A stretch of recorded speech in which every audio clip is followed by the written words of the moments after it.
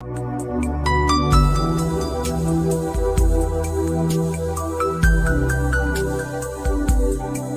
actually, if we talk about cell biology, मैं आपको एक briefly, I will just tell you what are the important things that we will be discussing, and then फिर हम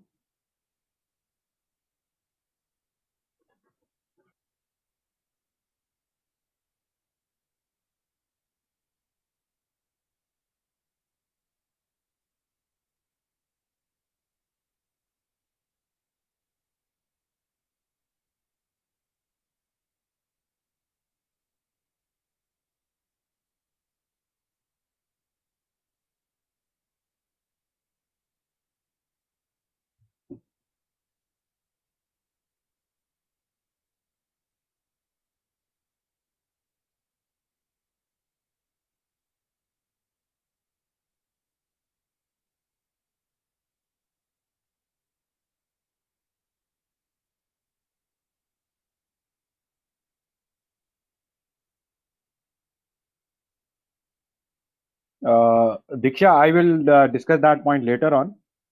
See, so this is a completely, अगर हम इसको unit wise के हिसाब से जाएंगे तो this is your unit 2 in the CSAR syllabus.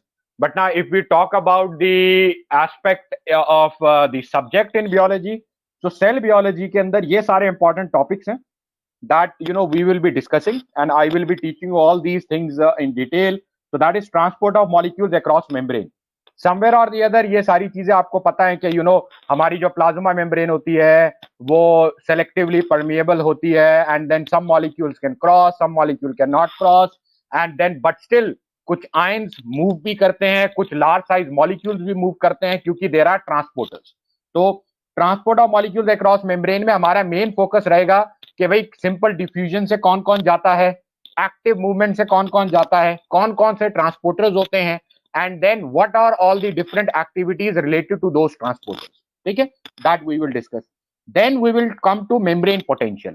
अब एनिमल्स के अंदर यूजुअली जो मेम्ब्रेन्स होती हैं वो चार्ज होती हैं.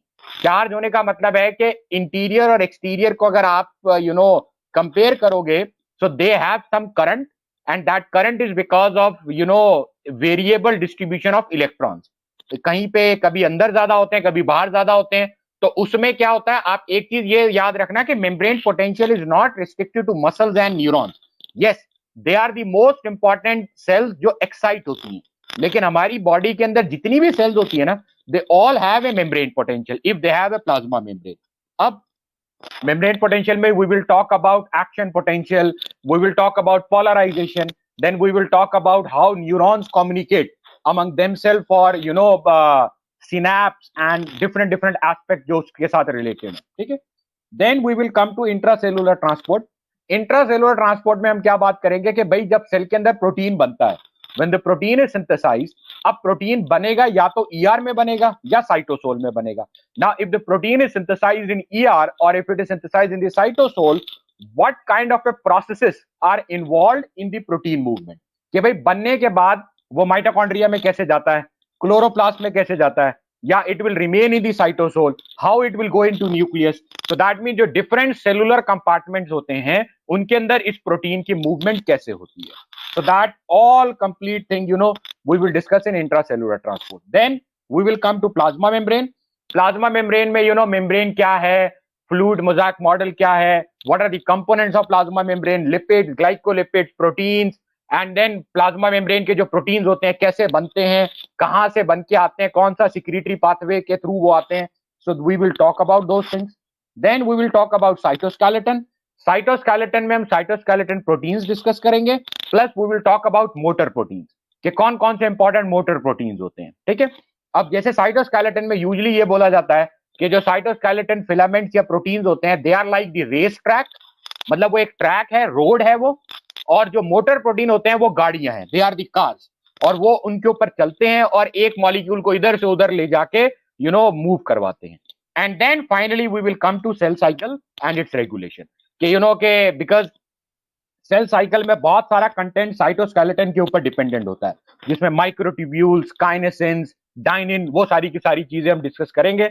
और फिर सेल साइकिल में CDK, cyclins, regulation, different stages of mitosis and all, these are the important points that we need to discuss in your cell biology. More or less कुछ कुछ बेसिक चीजें आपको ये पता ही हैं, बट देन यू नो आपको कितना और किस हद तक ये सारी चीजें पता होनी चाहिए, that we are going to discuss in your cell biology. ये पॉइंट्स अगर आपने लिख लिए हैं तो जस्ट लेट मी नो, फिर मैं आगे मूव करता हूँ। Yes, sir. Done, sir. Okay. Yes, sir. Done. Perfect.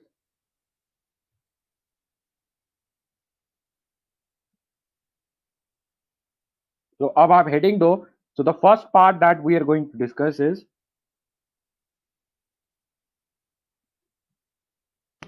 Cell organelles में आएंगे, सेल बायोलॉजी में। हाँ, वो तो वही आ जाएगा ना, वो जब आपको जब इंट्रासेलुलर ट्रांसपोर्ट में पढ़ाऊंगा तो उसमें I will tell you which all organelles are involve in protein movement and then उनके क्या क्या इंपॉर्टेंट फंक्शंस होते हैं। That's it. ठीक है।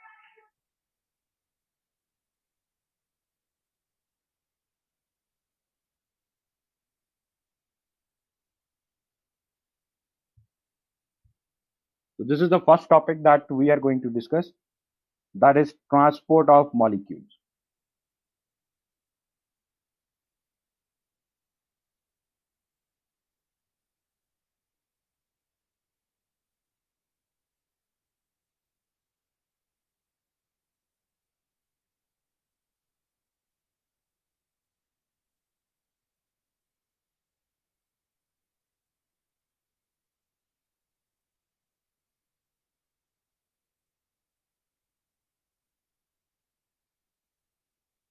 Suruchi, yes, this is like the first.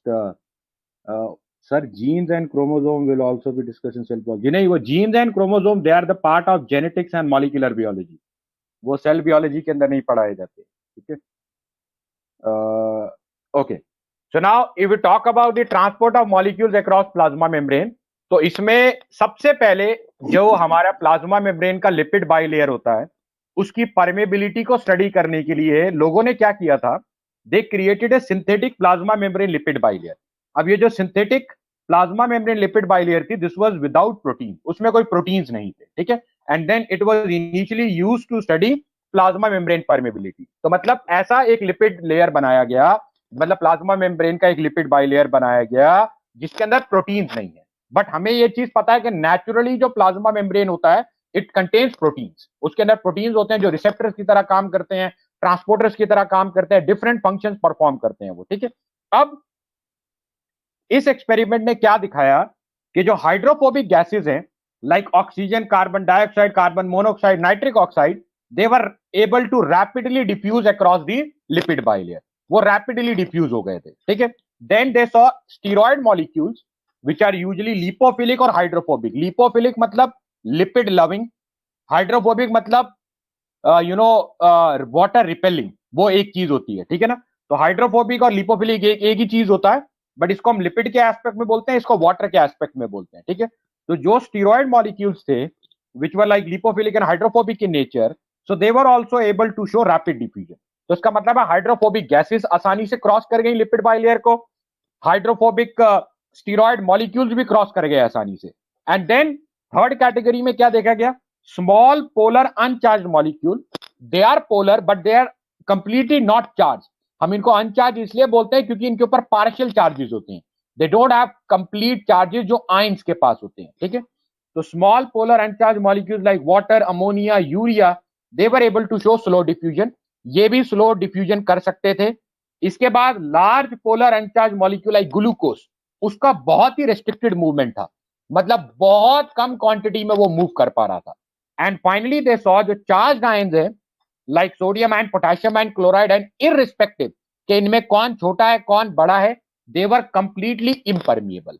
तो इससे हमें ये चीज पता चली कि जो लिपिड बाइलेयर होती है प्लाज्मा मेम्ब्रेन की, वो सेलेक्टिवली परमिएबल होती है, कुछ मॉलिक्यूल्स को अलाउ करती है कि वो क्रॉस कर जाए उसको, कुछ मॉलिक्यूल्स को स्लोली मूवमेंट अलाउ करता है, कुछ को बिल्कुल भी अलाउ नहीं करता।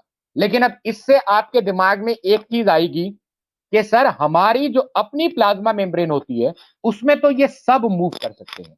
ऐसा तो आपने नहीं सुना ना कि ऐसा कोई मॉलिक्यूल है ये भी सुना होगा आपने कि सोडियम पोटेशियम आयंस भी मूव करते हैं। You know this thing also कि ग्लूकोज भी मूव करता है। ये तो चलो मूव कर ही सकता है, बट अगर बायोलॉजिकल मेम्ब्रेन में ये सारे के सारे मॉलिक्यूल्स मूव कर सकते हैं, उसका रीजन ये है कि उन मेम्ब्रेन्स के पास प्रोटीन्स होते हैं, और वो जो प्रोटीन्स होते हैं वो ट्रांसपोर्टर्स की तरह काम करते हैं, which are mainly responsible for transporting ions, transporting glucose and other large macromolecules. Is this point clear to all of you? ये पॉइंट सबको क्लियर हो गया? Yes sir. ये लिख लो, ये पॉइंट्स लिख लो फटाफट।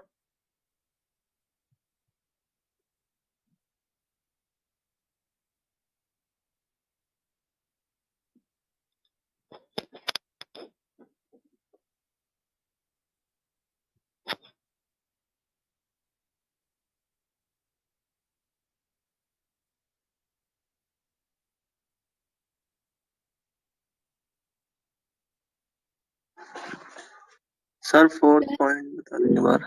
रिस्ट्रिक्टेड मूवमेंट मतलब?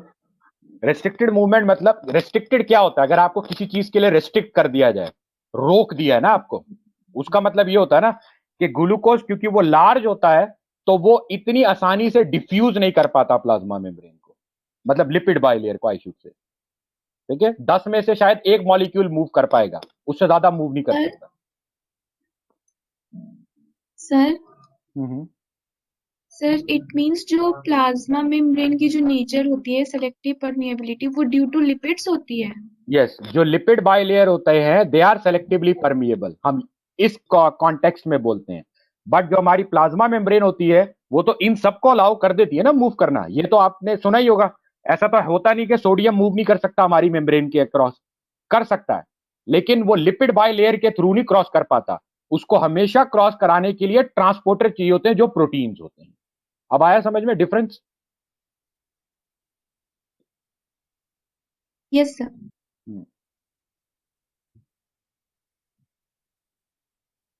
हो गया? लिख लिया सबने?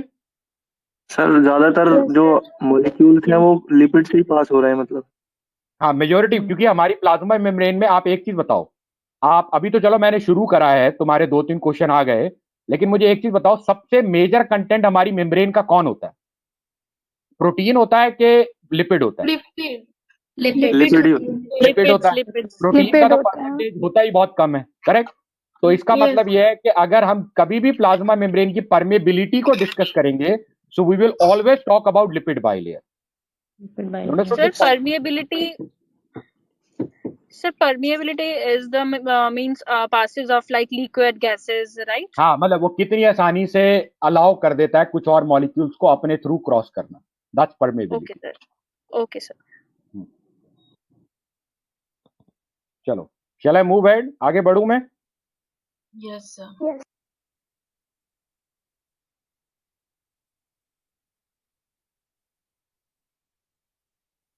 So this was the point that you people should just to write that above experiment, जो एक जो previous experiment अभी हम लोगों ने देखा था synthetic lipid bilayer वाला, उसने ये चीज बताया कि जो lipid bilayer होता है मेम्ब्रेन का वो selectively permeable होता है। ठीक है, लेकिन अब अगर हम इसको बायोलॉजिकल कॉन्टेक्स्ट में समझेंगे तो जो बायोलॉजिकल मेम्ब्रेन्स होती हैं उनके थ्रू आयंस भी मूव कर सकते हैं और आसानी से पोलर मॉलिक्यूल्स भी मूव कर सकते हैं। तो इसका क्लियर कट मतलब ये हो गया कि बेशक लिपिड बाइलेयर उनको अलाउ नहीं करता मूव करने के लिए, but then they have some protein transporters, and with the help of those protein transporters they can cross the biological membrane. ये डिफरेंस होता है बस।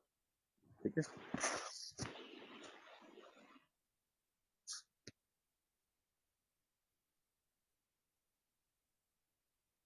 कोई एक ट्रांसपोर्टर मुझे बता सकते हो आप? Any transporter that you people know, anything? Sodium glucose transporter. GLUT किसको ट्रांसपोर्ट कराता है? ग्लूकोज। एक्सीलेंट।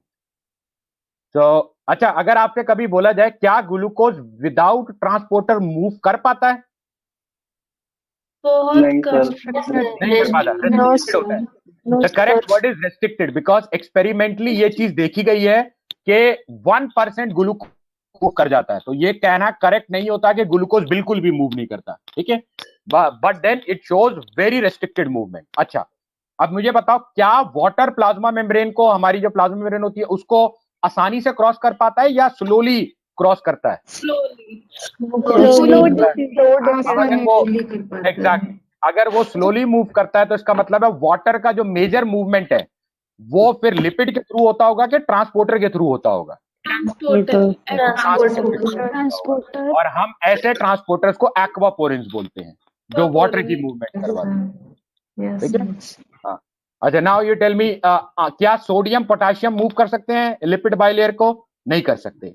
वो बिल्कुल भी नहीं कर सकते. ठीक है ना. और उनकी मूवमेंट हमेशा कौन करवाएगा? Transporter. Potassium pump. No, this is not the correct way. You should not always say pump. There are channels also. Channels भी मूव करवाते हैं और पंप्स भी मूव करवाते हैं. ठीक है. ओके, ये लिख लिया, पॉइंट लिख लिया. Yes, sir. एक मिनट, एक किसी स्टूडेंट ने मेरे को बोला था